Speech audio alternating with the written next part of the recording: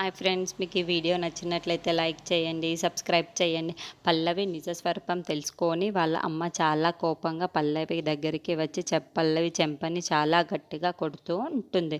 ఇంతలో అటువైపుకు వెళ్తున్న అవని కూడా అది చూసి ఒక్కసారిగా షాక్ అయిపోతూ ఉంటుంది.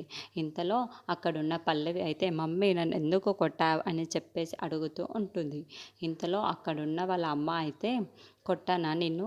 నువ్వేం చేస్తున్నావో నీకు అర్థమవుతుందా? ప్రతిదీ ఆడదానికి పెళ్ళైన తర్వాత అత్తారిల్లే పుట్టినిల్లు అవుతుంది. కానీ నువ్వు ఇక్కడ ఇన్ని తప్పులు చేస్తున్నావో నీకు అర్థం కావటం లేదు పల్లవి అని చెప్పేసి అంటూ ఉంటుంది.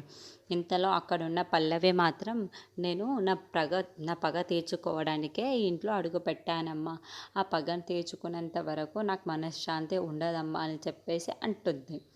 ఇంతలో అక్కడున్న వాళ్ళ అమ్మ నిజ స్వరూపాన్ని బయట పెట్టేస్తాను వాళ్ళందరి ముందు అని వాళ్ళందరికీ చెప్పేస్తాను అంటూ ఉంటుంది.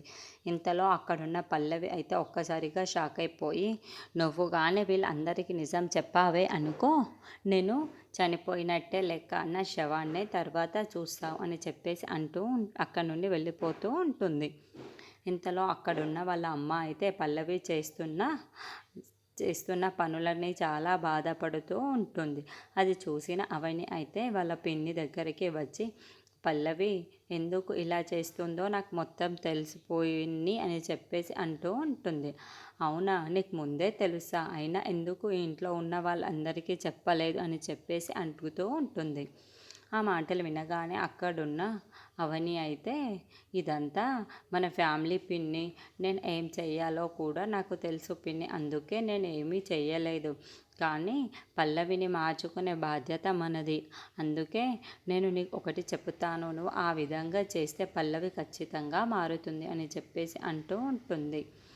ఆ మాటలు వినగానే అక్కడున్న వాళ్ళ పిన్ని అయితే, అవునా, అయితే ఏంటో చెప్పమ్మా, నేను ఖచ్చితంగా ఆ పనిని చేస్తాను. పల్లవి మంచిదవుతుంది అంటే దానికన్నా సంతోషించేది నేనే అని చెప్పేసి అంటూ ఉంటుంది.